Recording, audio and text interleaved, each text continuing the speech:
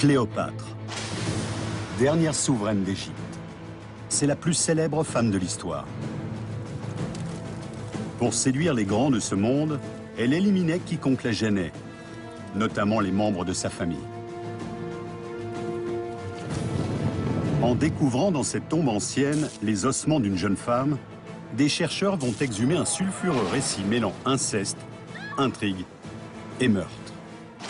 Leur enquête minutieuse les met sur la piste d'une seule personne, Cléopâtre. Voici donc le portrait d'une tueuse.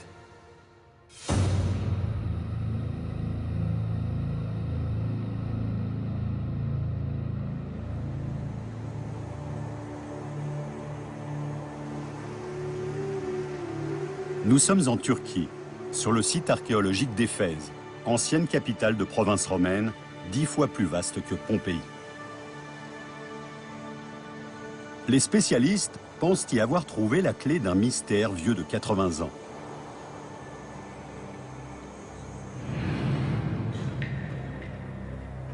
En 1926, des archéologues allemands découvrent dans la ville un tombeau de forme octogonale. À l'intérieur d'un sarcophage inondé d'eau, ils trouvent des restes humains.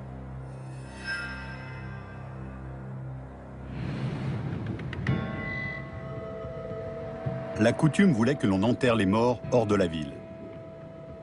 Éphèse n'a connu que 4 exceptions à cette règle en 500 ans, qui concernent toutes des hommes. Pourtant, cette sépulture renferme apparemment les ossements d'une femme. Pour Prudence Jones, historienne spécialiste de l'Antiquité, c'est une exception révélatrice. C'est la seule femme qu'on ait trouvée enterrée dans l'enceinte d'Éphèse. Il doit s'agir du tombeau d'une personne très importante. Son emplacement est également significatif. Elle se trouve dans une voie antique baptisée rue des Héros.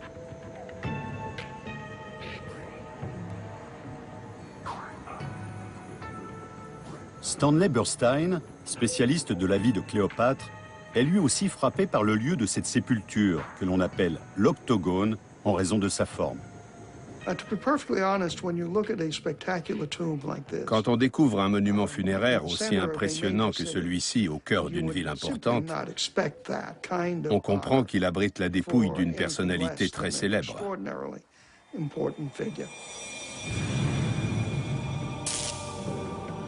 Pendant près d'un siècle, l'identité des restes demeure un mystère. Mais à l'été 2007, une équipe de l'Institut archéologique autrichien décide de résoudre l'énigme une bonne fois pour toutes. Grâce aux dernières techniques d'expertise médico-légale, elle pense avoir atteint son but. Pour elle, ces restes pourraient être ceux de la princesse Arsinoé IV, qui était la sœur cadette de la célèbre Cléopâtre.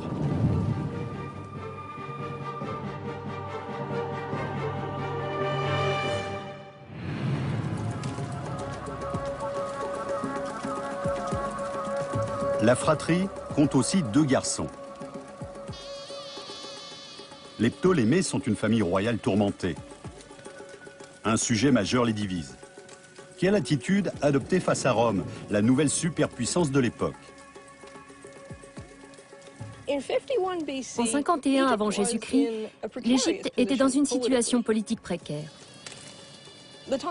Les Ptolémées se trouvaient devant un dilemme. S'ils se mettaient les Romains à dos, ils savaient qu'ils risquaient de tout perdre et d'être annexés par le puissant empire. Dans ce cas, les Égyptiens seraient exploités comme esclaves à Rome et les Romains s'imposeraient comme la nouvelle dynastie en lieu et place des pharaons. Mais ils savaient aussi qu'en tentant d'amadouer les Romains, ils couraient les mêmes risques. L'aîné des garçons, Ptolémée XIII, qui n'a alors que 10 ans, est contraint de partager le pouvoir avec sa sœur de 18 ans, Cléopâtre. D'après la coutume royale, ils doivent être unis par le mariage, en l'occurrence un mariage incestueux. Cléopâtre estime que l'Égypte a intérêt à collaborer harmonieusement avec l'Empire romain. Mais Arsinoé et son frère Ptolémée ne sont pas d'accord. Très honnêtement, c'était une situation invivable. Entre Cléopâtre et Ptolémée XIII, Les relations se sont détériorées presque immédiatement. Cléopâtre tente d'évincer son frère, mais elle échoue. Ptolémée l'exile alors en Syrie. La reine déchue ne voit qu'une façon de revenir au pouvoir, éliminer son rival. On n'a jamais retrouvé les restes de Cléopâtre ou ceux de ses frères et sœurs, jusqu'à ce fameux jour. À Éphèse, en 1992, l'archéologue Ilke Tur redécouvre l'Octogone en fouillant les ruines romaines de la rue des Héros.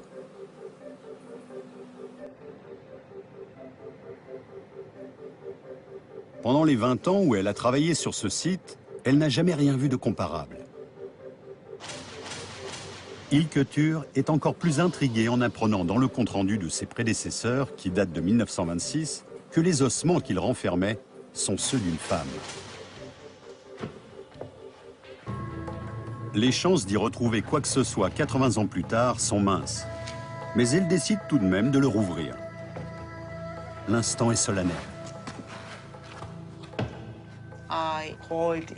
Je me suis glissée dans le caveau et j'ai vu qu'au fond, dans les 2 niches, il y avait de nombreux os en bon état de conservation. L'équipe de 1926 a visiblement déplacé les os du sarcophage détrempé afin de les préserver. Mais le compte-rendu de l'époque ne mentionne pas de remise en place. J'avais toujours cru que l'intégralité du squelette n'était plus à Éphèse et qu'il avait été perdu. Vous imaginez donc mon enthousiasme. En examinant des textes anciens, Ilke Tur s'aperçoit qu'une seule femme était assez importante pour avoir été enterrée ici. La princesse Arsinoé IV, sœur de Cléopâtre. Mais ce n'est pas tout. Arsinoé a bien été assassinée à Éphèse en 41 avant Jésus-Christ. Pour peu qu'elle soit vérifiée, la conclusion d'Ilke constituera une découverte archéologique majeure. S'il s'agit bien d'Arsinoé, c'est une découverte capitale, parce que ce sera le seul membre de la famille directe de Cléopâtre dont on aura trouvé des restes. Les supérieurs d'Ilke décident de mettre sa théorie à l'épreuve en convoquant une équipe de spécialistes indépendants.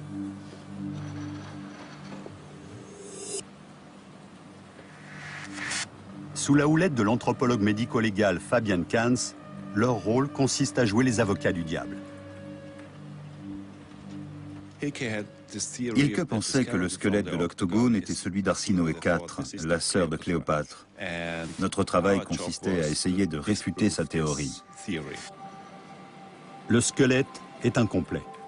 En raison du manque de soins caractéristique des fouilles du début du XXe siècle, les ossements, manipulés à plusieurs reprises, ont été contaminés. Le premier rôle de Fabian Kans consiste à réexplorer la sépulture en quête d'autres preuves. C'est ainsi qu'il fait une découverte surprenante. Dans cette niche qui surplombe la porte d'entrée de la chambre funéraire, il y avait des ossements. C'étaient bien des os humains appartenant à l'individu enterré sur place. La chance de retrouver d'autres ossements dans cette tombe était quasi nulle pour moi. Quelle journée mémorable. Les nouveaux os découverts complètent ceux du squelette. Qui plus est, comme ils n'ont pas été contaminés par la main de l'homme, ils représentent des échantillons scientifiques idéaux. Premier obstacle à franchir, vérifier qu'il s'agit bien des os d'une femme, faute de quoi la théorie de Ilke Tur sera réfutée. Dans le tissu osseux humain se trouve une concavité appelée grande échancrure sciatique, bien plus large chez les femmes que chez les hommes, afin de permettre la maternité. Si l'on prend l'os pelvien de l'individu découvert dans l'Octogone, on voit que morphologiquement, il ne peut provenir que d'une femme. Le squelette remplit donc bien la condition du genre. Il peut s'agir des restes d'Arsinoé, sœur de Cléopâtre. Deuxième étape, vérifier son âge. La datation scientifique des os s'établit grâce au carbone 14. On est arrivé à une période située entre l'an 200 et l'an 20 avant Jésus-Christ. C'est tout à fait saisissant. La datation corrobore donc la piste d'Arsinoé. Ces données concordent avec le règne des Ptolémées en Égypte. Les os confirment bien le sexe et l'âge. Mais quels autres indices ce tombeau est-il susceptible de fournir sur son occupante et les circonstances de sa mort? Il y a 2000 ans, la famille royale égyptienne des Ptolémées se dispute le trône. D'un côté, Cléopâtre, de l'autre, ses deux frères et sa sœur Arsinoé. La stabilité de l'Égypte est importante aux yeux de Rome. Cette querelle familiale menace donc les intérêts romains. En 48 avant Jésus-Christ, Jules César arrive à Alexandrie et tente de réconcilier la belliqueuse Cléopâtre avec son frère Ptolémée XIII. Cléopâtre rentre d'exil en cachette et use de sa fourberie pour rallier César à sa cause avant le retour de son frère. César voulait la voir. Mais comment faire pour passer devant les gardes incognito? L'historien romain Plutarque raconte.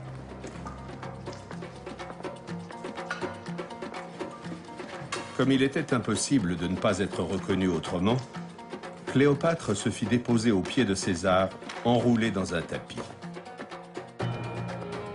On raconte que c'est grâce à ce procédé qu'elle a réussi à captiver César, car elle savait être une vraie séductrice.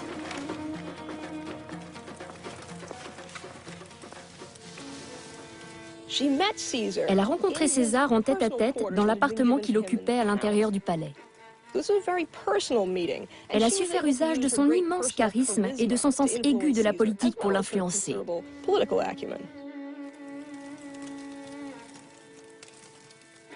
Les historiens romains se sont fait l'écho de ce qui a suivi.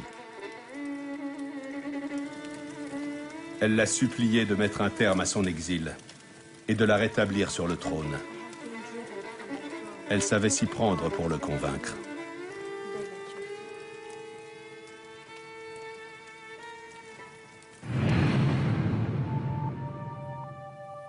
À Éphèse, l'équipe autrichienne est frappée par la taille des os trouvés dans le tombeau.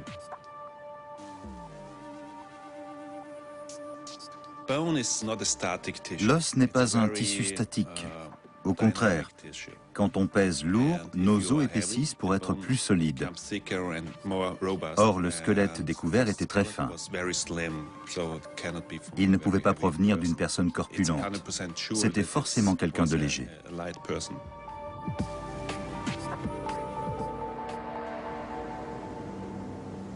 L'unique représentation égyptienne de Cléopâtre, qui se trouve à Dendera, au nord de Luxor, révèle une silhouette élancée.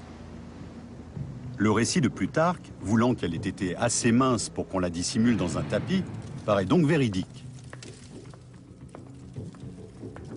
Cet attribut, qui concorde avec le squelette de femme retrouvé dans l'octogone, donne-t-il davantage de poids à la théorie d'Ilketur? Les portraits des premiers Ptolémées, frappés sur des pièces de monnaie, montraient des personnes obèses. Le fait que Cléopâtre n'ait pas hérité de la silhouette de ses prédécesseurs suggère une différence de lignée. On peut donc penser qu'elle n'était pas à 100% une Ptolémée. Quelles que soient ses origines, le physique de Cléopâtre subjugue César.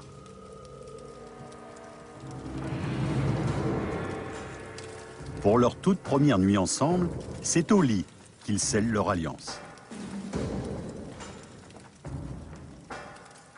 Quand Ptolémée arrive le lendemain pour se réconcilier avec sa sœur, il réalise qu'il s'est fait manipuler.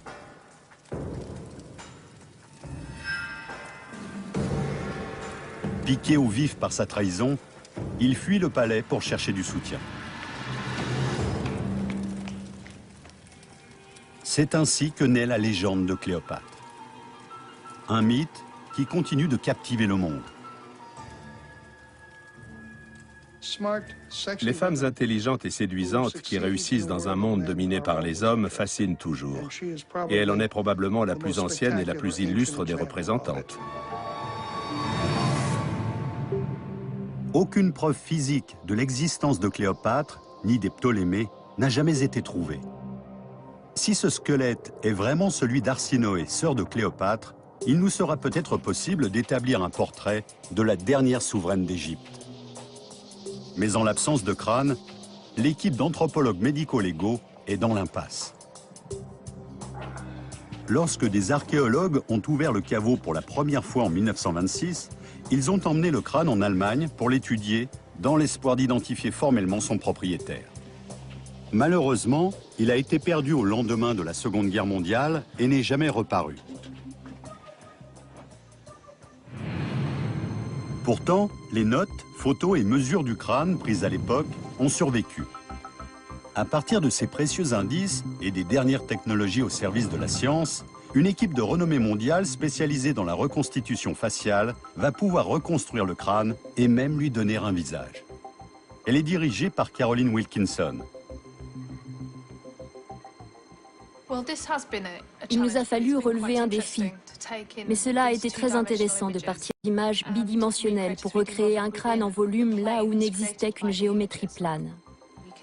La méthode consiste à entrer dans l'ordinateur les données tridimensionnelles d'un crâne équivalent, même âge, même sexe, même ethnie, puis à en varier les proportions pour le faire correspondre au crâne découvert en 1926. Mais que peut nous apprendre cette opération sur l'identité de son propriétaire ? Les orbites sont assez grandes par rapport à la moitié supérieure du visage. C'est une donnée assez commune chez les enfants, mais aussi chez les jeunes femmes. Pour moi, les proportions de ce crâne suggèrent qu'il appartenait à un ou une jeune adulte. C'est difficile de dire d'un crâne qu'il est beau, mais il est sans aucun doute symétrique, équilibré, avec des traits délicats. C'est autant de qualités qu'on associe à un visage harmonieux. Jusqu'ici, l'âge et les proportions du crâne correspondent bien au portrait qui a été fait d'Arsinoé et par extension à celui de son illustre aîné. Leur analyse va néanmoins révéler des informations surprenantes sur les ancêtres de la défunte. Jusqu'à récemment, on pensait que les Ptolémées étaient grecs. Mais des spécialistes ont émis une autre hypothèse. Cléopâtre et ses frères et sœurs seraient métis.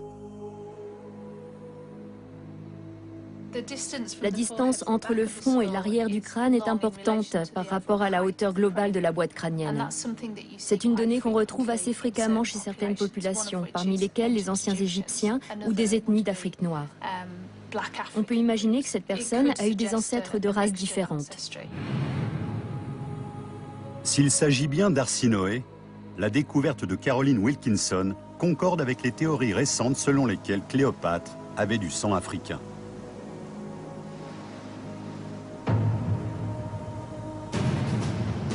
Mais l'équipe n'a pas encore prouvé qu'on était bien en présence du crâne d'Arsinoé. Le mausolée et sa chambre funéraire accepteront-ils de parler? En Égypte, en 48 avant Jésus-Christ, Cléopâtre et la dynastie des Ptolémées traversent une grave crise. Sa fugue amoureuse avec César a été perçue comme une trahison envers son pays et son frère co-régent Ptolémée XIII. Elle a provoqué un tollé général contre les Romains.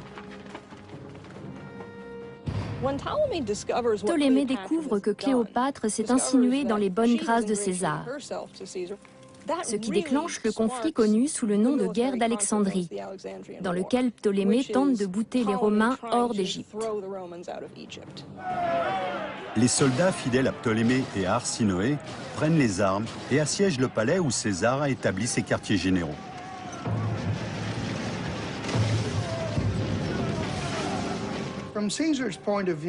César se rend compte qu'il a mis le feu aux poudres. En arrivant, il avait étalé sa toute-puissance et celle de l'Empire romain. Pour empêcher Arsinoé et Ptolémée de mener une insurrection loyaliste, César les prend tous les deux en otage.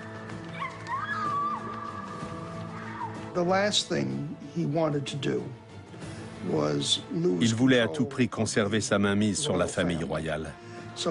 Il a donc fait d'Arsinoé, de Cléopâtre, de Ptolémée XIII et du deuxième frère Des pions potentiels sur l'échiquier de sa lutte de pouvoir. Il fallait qu'il les garde sous sa coupe.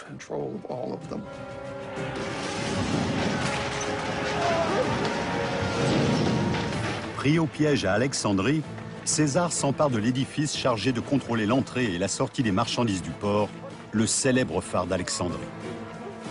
Au lieu stratégique, ce monument colossal incarne également la puissance des Ptolémées. Sa colonne n'est pas sans rappeler la forme du mausolée supposé d'Arsinoé à Éphèse.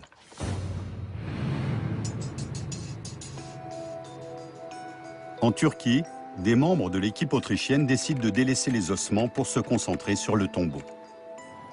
Seule la chambre funéraire et la base octogonale de la sépulture demeurent intactes. On retrouve 170 fragments de pierre éparpillés.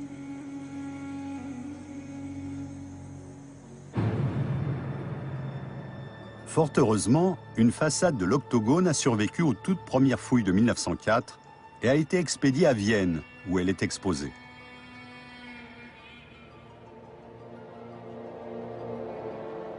C'est la seule pièce permettant de juger de la taille imposante de ce mausolée. D'autres indices éclairent partiellement l'identité de son ou sa propriétaire.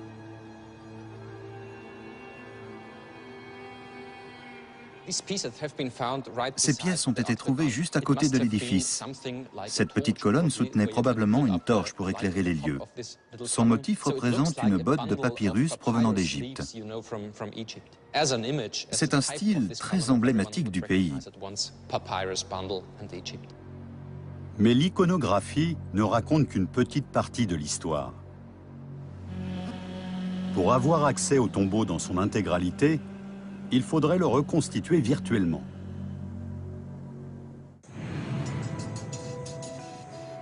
Pour mener cette nouvelle étape de l'enquête, une troisième équipe d'Autrichiens a passé 5 années à examiner chaque fragment. Elle les a scannés à l'aide d'un puissant ordinateur afin de reconstruire le monument pièce par pièce en réalité virtuelle.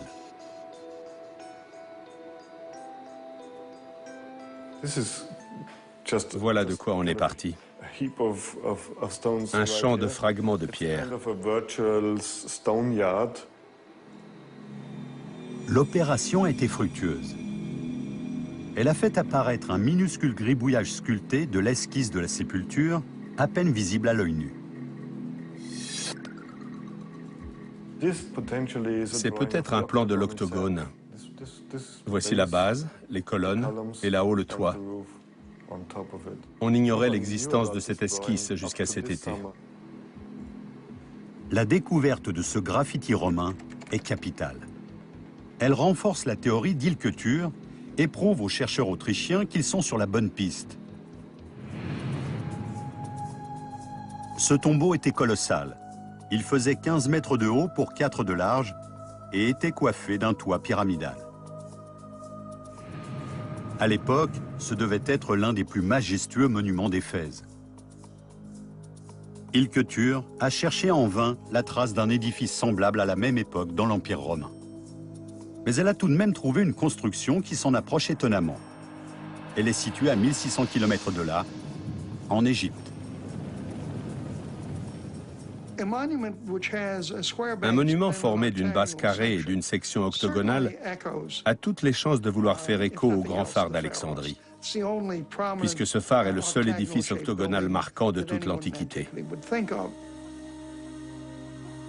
Le phare, haut de 92 mètres, est considéré comme l'une des 7 merveilles du monde.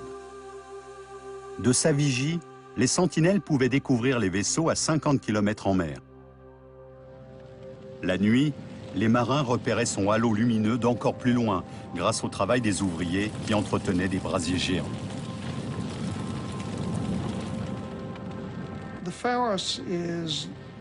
Ce phare était la tour Eiffel d'Alexandrie. C'était le monument emblématique de la ville. C'était en même temps la signature d'une dynastie. Bientôt, l'histoire d'Arsinoé et du phare d'Alexandrie vont se mêler dans un chapitre épique de l'Antiquité. Automne 48 avant Jésus-Christ. Ayant pris le contrôle du phare, César pense avoir soumis la ville. Mais la jeune princesse Arsinoé est sur le point de renverser les rôles à travers l'épisode mémorable de la guerre d'Alexandrie. Arsinoé, retenue en otage au palais, fait une évasion spectaculaire. On la conduit auprès de ses partisans égyptiens qui sont aussi restés fidèles à son frère captif. L'évasion d'Arsinoé a été pour elle l'occasion de remplacer Cléopâtre. Ses partisans la proclament souveraine pour braver la toute-puissance de Cléopâtre dont ils pensent qu'elle les a trahis. Arsinoé devient reine d'Égypte. Mais si l'énigmatique squelette de l'octogone est bien le sien, comment expliquer qu'elle ait été enterrée en Turquie? Après son évasion du palais royal d'Alexandrie, Arsinoé n'a pas une minute à perdre. Elle lance avec ses troupes une audacieuse attaque pour reprendre à sa sœur Cléopâtre et à César le contrôle du phare. Pris par surprise et submergé par la violence de l'assaut, la défense romaine cède.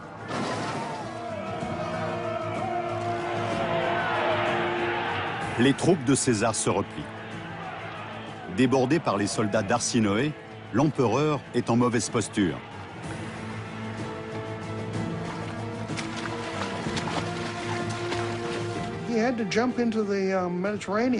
Il a été contraint de se jeter dans la Méditerranée pour ne pas se faire tuer.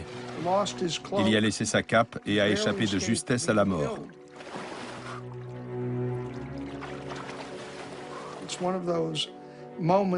C'est l'un de ces épisodes où le cours de l'histoire aurait pu s'inverser en l'espace de quelques minutes. César a bien failli y perdre la vie. Les forces d'Arsinoé remportent la bataille. Le phare d'Alexandrie devient le symbole de sa victoire.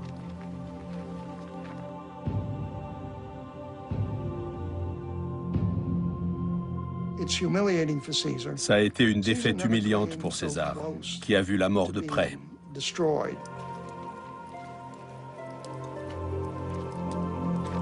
Les Égyptiens exhibent fièrement la grande cape de César en guise de trophée.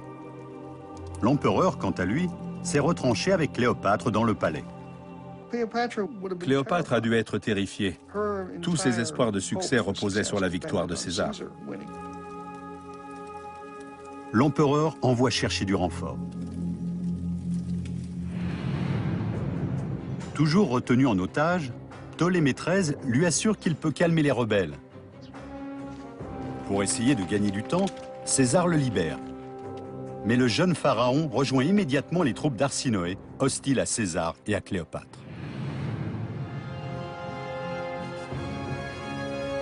Tandis que les renforts romains font route depuis la Syrie, Ptolémée dirige l'armée qui doit les stopper à la frontière. Mais les Romains le prennent par surprise. Le jeune pharaon est rejoint alors qu'il franchit le Nil. En essayant de leur échapper, il se noie.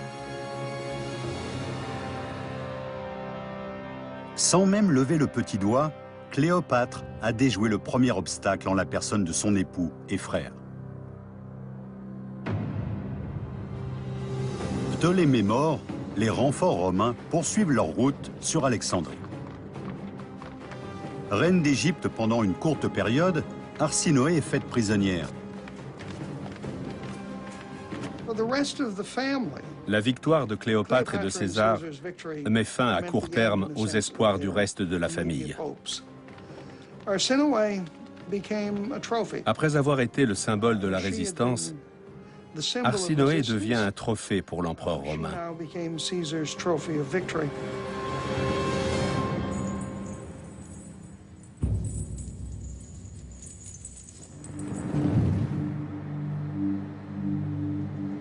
Mais revenons à notre équipe autrichienne d'anthropologues médico-légaux occupée à poursuivre son enquête. Elle essaie de déterminer, d'après son squelette, l'âge auquel l'occupante du tombeau est morte. Voici son fémur droit. C'est un os qui n'est pas arrivé au terme de sa croissance. On l'a retrouvé en 2 morceaux. Entre eux se trouvait la plaque épiphysaire, indiquant que l'os continuait de pousser. En mesurant l'espace entre ces 2 fragments, Fabienne Cans peut calculer l'âge de la défunte à 2 ans près. Elle était assez jeune. Elle avait entre 15 et 17 ans. S'il n'existe aucun document attestant de la date de naissance d'Arsinoé, on sait qu'elle était la sœur cadette de Cléopâtre. Or, cette dernière était âgée de 21 ans lorsqu'elle a rencontré César. La conclusion de Fabienne Cans coïncide donc parfaitement avec le fait que ce squelette puisse être celui d'Arsinoé. La jeune Arsinoé est toujours prisonnière à Alexandrie. En 47 avant Jésus-Christ, Jules César rétablit Cléopâtre sur le trône. Selon un ancien historien de Rome, il l'aurait mariée à son second frère, Ptolémée XIV. Arsinoé est conduite à Rome par César, qui en fait le symbole de son triomphe en Égypte.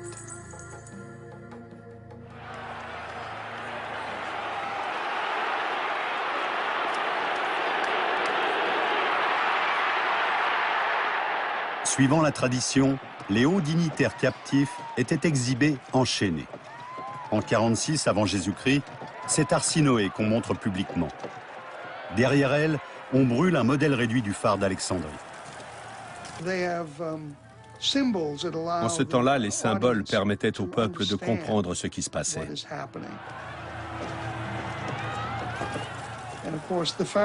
Et bien entendu, le phare d'Alexandrie, symbole suprême de l'Égypte des Ptolémées, indiquait immédiatement au public l'identité de la prisonnière de César. À l'apogée de la parade, les captifs de haut rang étaient traditionnellement étranglés face à la foule. César a pris un risque en exhibant Arsinoé. À la différence de ses autres trophées, Arsinoé était une enfant, ou en tout cas une adolescente.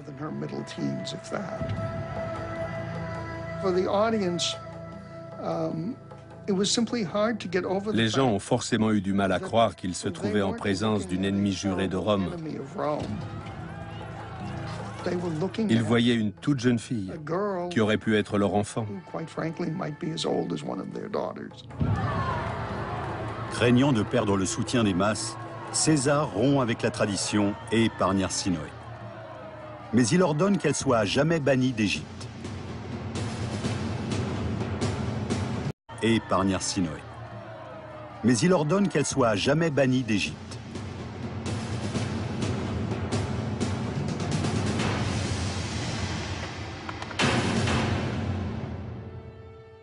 À Éphèse, Ilqueture, à qui l'on doit la redécouverte des ossements de l'Octogone en 2007, a rendez-vous avec Fabienne Cans pour faire le point sur l'avancement de l'enquête médico-légale.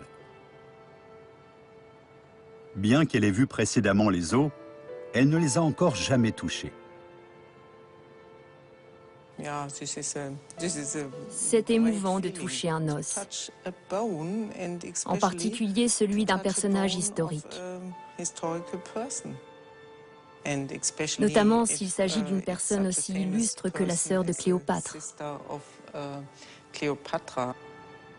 Un autre indice, mis en évidence par l'étude médico-légale, renforce l'hypothèse d'Ilke, selon laquelle l'occupante du tombeau est bien Arsinoé IV.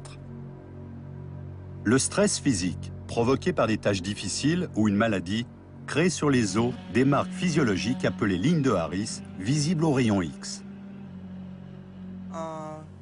Ces os sont très lisses. C'est un os dont on voit qu'il n'a pas subi de contraintes. Cette personne n'a pas eu l'occasion de faire beaucoup d'activités physiques. C'est pourquoi la surface de l'os est restée lisse. Cela cadre bien avec notre théorie, puisqu'Arsinoé, de par son statut, n'avait pas la possibilité d'être très active. Les pièces du puzzle scientifique semblent se mettre en place. Mais que nous apprennent les textes historiques?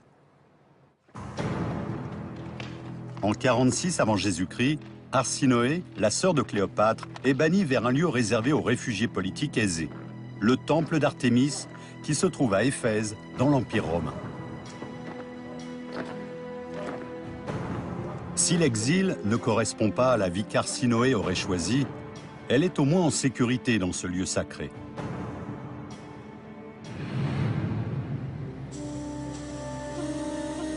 Aujourd'hui, le temple d'Artémis n'est plus qu'un champ de ruines sur un terrain aride.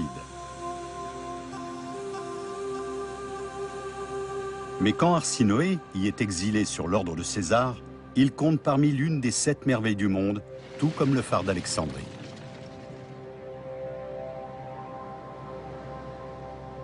La mer n'arrive alors qu'à quelques mètres de cet édifice colossal, long de 120 mètres, large de 72, haut de 30 et presque entièrement fait de marbre.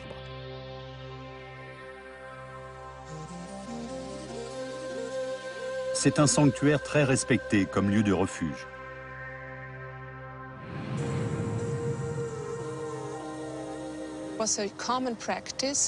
Il était courant d'y demander l'asile politique.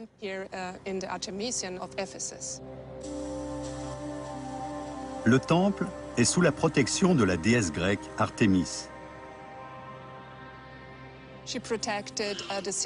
Sa fonction principale consistait à protéger la ville d'Éphèse. Mais c'était également la déesse de la vie, de la mort et de la naissance et la protectrice des femmes et des animaux. Grâce à cette divinité, le temple jouit alors d'un statut spécial.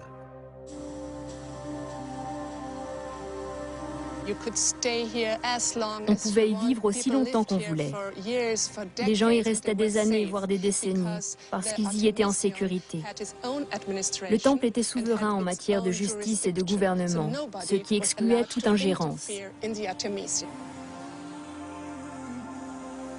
Pourtant, après un an d'exil, la sécurité d'Arsinoé n'est plus assurée.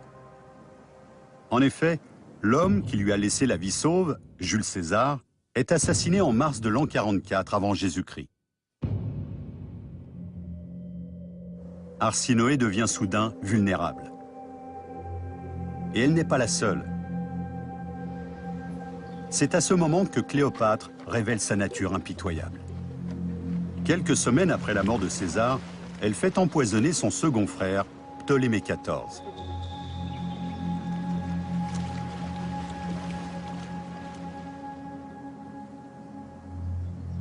Il ne reste plus qu'un membre de sa fratrie susceptible de vouloir accéder au trône, Arsinoé. Arsinoé ne représente pas un danger véritable. Néanmoins, en considérant l'histoire de sa famille, Cléopâtre sait que pour des raisons de sécurité, elle doit éliminer tout risque potentiel avant qu'il ne devienne une menace réelle. Quand bien même cette ultime menace se trouve à 1600 km de là.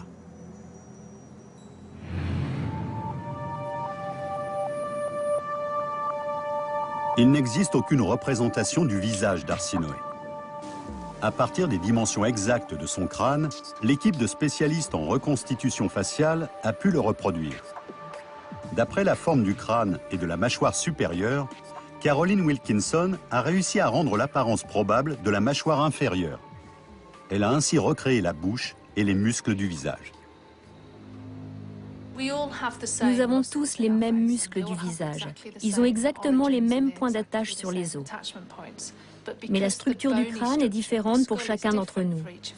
C'est pourquoi un visage varie suivant sa forme et ses proportions. À partir de là, on peut commencer à s'intéresser aux détails. En examinant les os qui contournent l'ouverture nasale, on obtient des informations sur la proéminence, la largeur et la forme du nez. On s'aperçoit qu'elle avait un tracé nasal très proéminent, un peu comme dans les sculptures de la Grèce antique. Elle avait une forme de nez dite classique. C'est évidemment un attribut caractéristique de cette époque, qu'on juge aujourd'hui comme esthétiquement plaisant. C'est un des canons de la beauté. Ce profil grec était une caractéristique physique enviable dans l'Antiquité. Or, on sait que c'était celui des Ptolémées. L'équipe autrichienne ne s'imaginait pas qu'elle tomberait nez à nez avec l'illustre occupante du tombeau. De plus, en combinant les données en sa possession avec les dernières technologies de reconstitution faciale, Caroline Wilkinson a pu, pour la première fois, reproduire le crâne d'une Ptolémée. C'est vraiment génial. C'est la copie conforme du crâne sur les photos. Oui, on a presque le sentiment de voir la personne. C'est une drôle de sensation de tenir entre les mains la réplique de son crâne. C'est vrai. Elle est parfaite. Parfaite. C'est vraiment super. Il y a 2000 ans, la lutte entre les deux héritières du trône d'Égypte est presque à son paroxysme.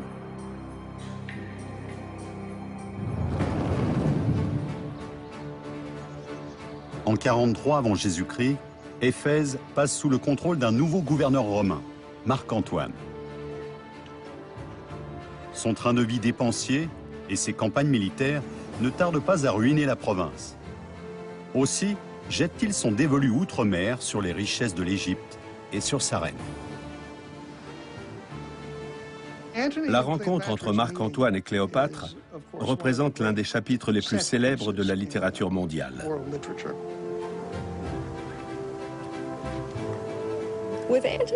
Cléopâtre est un peu plus âgée et un peu plus expérimentée en politique que Marc-Antoine. Et elle ne cache pas sa volonté d'exercer son emprise sur lui.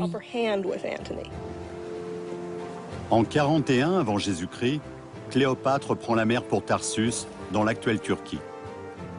Au cours d'un banquet, elle fixe avec Marc-Antoine les prémices d'un accord. Il pourra rembourser ses dettes tout en vivant comme un pacha. En échange, il lui offrira sa protection. Et pour mieux sceller leur pacte, L'acte sexuel fait partie de la négociation politique. Pour Marc-Antoine, l'important était de s'assurer de la fiabilité de Cléopâtre pour pouvoir s'approprier les richesses de l'Égypte. Cléopâtre a également son programme. Il est possible que Cléopâtre ait prémédité de séduire Marc-Antoine. Et ceci pour mieux pourchasser Arsinoé qui était exilé à Éphèse, dans le temple d'Artémis. On peut imaginer ce qui s'est passé pendant la nuit. Ce qui est sûr, c'est que Cléopâtre a obtenu à peu près tout ce qu'elle voulait dès le lendemain. Autrement dit, le temps est compté pour Arsinoé.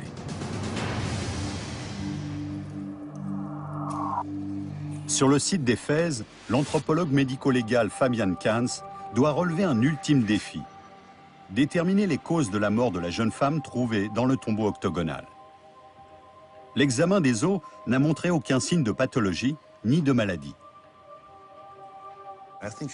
Je pense qu'elle était en très bonne santé au moment de sa mort. Pour moi, elle est morte subitement, j'en suis presque sûr. Quant à savoir ce qui a causé son décès, on l'ignore. Les écrits qui sont parvenus jusqu'à nous ne laissent aucun doute sur la soudaineté de cette mort. Les historiens de l'Antiquité ont clairement identifié les responsables.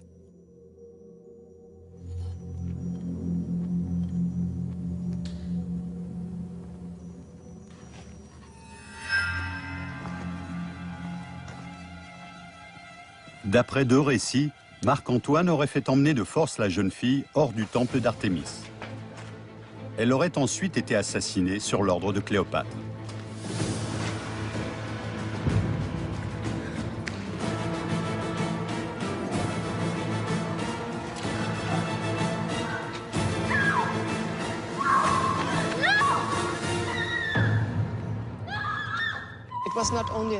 La nouvelle de son assassinat a provoqué un choc à Éphèse, comme à Rome et partout ailleurs. Il était inconcevable qu'on puisse violer un sanctuaire, en particulier le temple d'Artémis à Éphèse. C'est le crime le plus retentissant de toute cette période.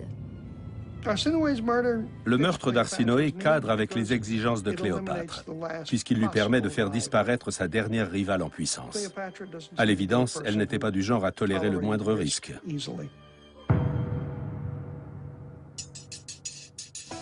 Mais Cléopâtre n'a pas pu éliminer sa sœur entièrement.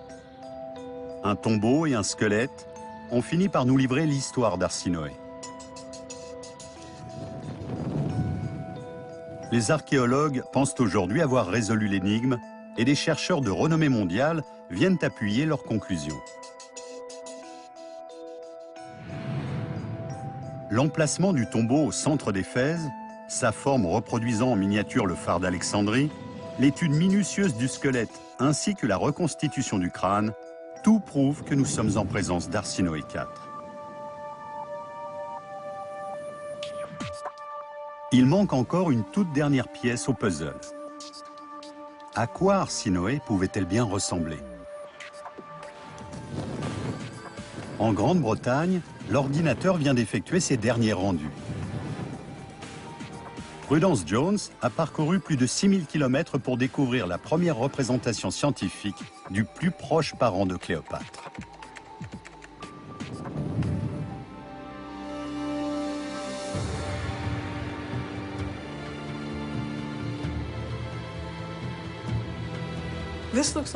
On dirait presque une photo. Elle est très typée.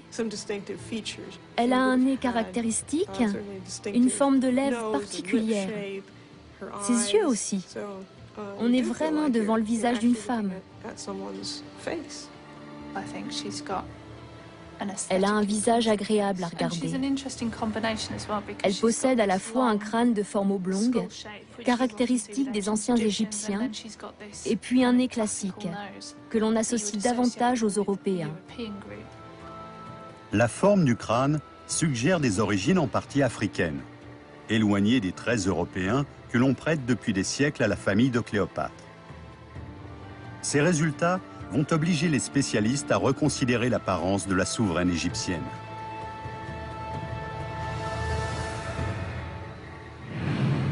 « 11 ans après le meurtre d'Arsinoé, les manœuvres politiques impitoyables de Cléopâtre vont avoir raison d'elle. La reine du Nil et son amant Marc-Antoine ne parviennent pas à s'emparer de l'Empire romain.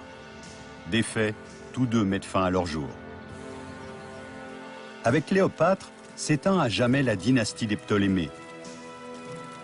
En éliminant Arsinoé et ses frères, elle s'est assurée qu'il n'y aurait aucun descendant direct de son père pour monter sur le trône.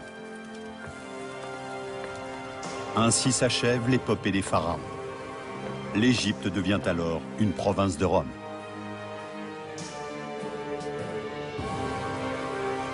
Ce squelette constitue la première trace physique d'un membre de la famille de Cléopâtre. C'est ce qui nous rapprochera le plus de l'image qu'on peut se faire d'elle. Il montre que ce n'était pas seulement une femme politique rusée, une reine magnifique et une habile séductrice. Il dépeint un personnage qui est tout sauf romantique et esquisse le portrait d'une tueuse.